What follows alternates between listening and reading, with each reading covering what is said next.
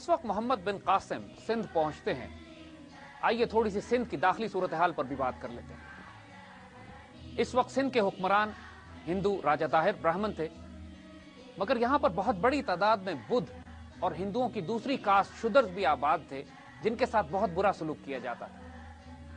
तमाम इलाकों में तवाइफुल मुलूकी थी, लॉ एंड ऑर्डर का कोई इंतजाम इतना अच्छा नहीं था, टेक्नोलॉजी उस जमाने के लिहाज से बिल्कुल नहीं थी। कोई ऐसे इंफ्रास्ट्रक्चर जो पूरी जदीद दुनिया में कायम थे वो यहां पर कायम नहीं थे। लोगों में गुर्बत आम थी और मिसमैनेजमेंट और बैड गवर्नेंस की आला मिसालें कायम की गई थी। इन तमाम सूरत हाल में लोग अपने राजाओं से खुश नहीं थे।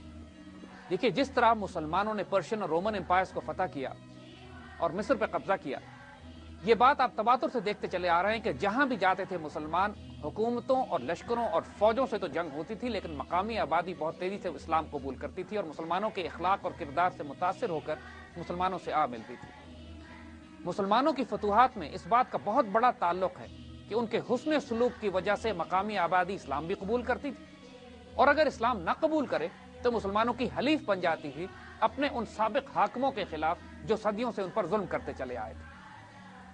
कुछ यही कैफियत सिंध की भी थी जब मोहम्मद बिन कासिम सिंध में दाखिल हुए। जब दीबल का किला फतह हुआ और अवाम उन्नास के साथ मुसलमानों का हुस्न सलूक देखा गया, तो ये बात जंगल की आग की तरह सिंध में फैल गई कि बहुत नेक हुक्मरान यहां पहुंचे हैं। ये फौजें उन फौजों से बिल्कुल मुख्तलिफ थी जो सदियों से हमले करते चले आ रहे थे। यहां इखलाक था, किरदार था, यतीमों, बेवाओं, मिस्कीनों, गरीबों का ध्यान किया जाता था, कमजोरों पर हाथ नहीं उठाए जाते थे, और सुलह और अमन की बात की जाती थी, शहरों को ताराज नहीं किया जाता था। तो दीबल की फतह के बाद जब मोहम्मद बिन कासिम की फौज हैदराबाद की तरफ बढ़ी, उस वक्त ये नाम नहीं थे, उस वक्त उनके मकामी दूसरे नाम थे, उन इलाकों की तरफ बढ़ी तो बहुत बड़ी तादाद में मकामी आबादी भी, शूद्र और बुद्ध, इनकी फौज में शामिल होना शुरू हो गए। जो गाइड्स के तौर पर भी काम करते थे, इनकी वजह से इन्फेंट्री और कैवलरी रिजर्व भी बढ़ना शुरू हो गया और राजा दाहिर की फौजों के हौसले भी पस्त होना शुरू हुए। नवाबशाह के करीब राजा दाहिर बजाते खुद मुकाबले के लिए सामने आया। इससे पहले जितने मार्के हुए उसमें उसने अपने कमांडर्स भेजे थे। एक खूनरेज जंग हुई, तकरीबन 1 लाख का लश्कर राजा दाहिर के पास था और तकरीबन 12 से 20 हजार के दरमियान मोहम्मद बिन कासिम की फौज थी।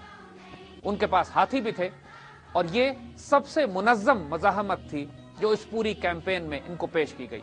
हत्ता कि राजा दाहिर की रानियां भी अपने किले के ऊपर से बैठकर मुकाबला कर रही थी।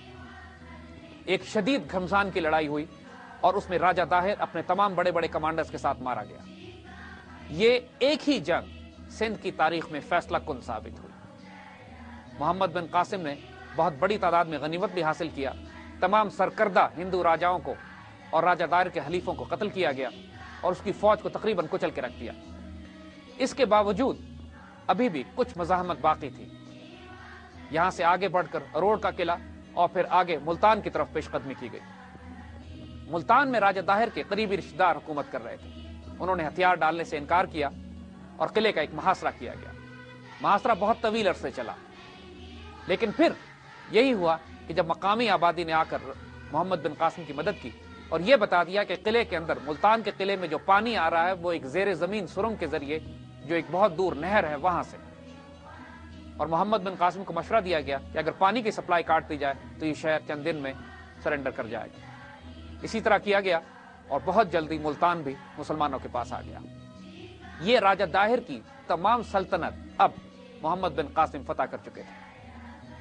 अब ज्यादातर तवज्जो इस पूरे इलाके को कंसोलिडेट करने में दी जा रही थी। अब जाहिर है मकामी आबादी में एक भी मुसलमान नहीं था और एक गैर मुस्लिम इलाके पर इस्लामी शरीयत नाफिज नहीं की जा सकती थी। तो बुनियादी तौर पर मुसलमान आमिल मुकर्रर किए गए, लेकिन मकामी आबादी को अपने मजहब के मुताबिक रहने की इजाजत दे दी गई। उनके साथ हुस्न सलूक किया गया, उन पर जिजिया लगाया गया, एक माइनर छोटा सा टैक्स, और उसके अलावा उन पर मजीद कोई सख्ती नहीं की गई। इस कदर नरमी दिखाई गई कि हज्जाज बिन यूसुफ को बाकायदा तंबीह करनी पड़ी मोहम्मद बिन कासिम को कि आप इतनी ज्यादा नरमी क्यों दिखा रहे हैं। इस तरह इन लोगों के बगावत करने का और मुसलमानों की कमजोरियों से फायदा उठाने का मौका निकल सकता है। मोहम्मद बिन कासिम ने इतनी खूबसूरत गवर्नेंस कायम की, इतना अदल और इंसाफ कायम किया, और उन तमाम तबकों को कि जिनको जलील ख्वार किया जाता था इस तरह इज्जत दी کہ ہندو ان کو کوئی دیوتا یا نعوذ باللہ خدا سمجھنے لگے۔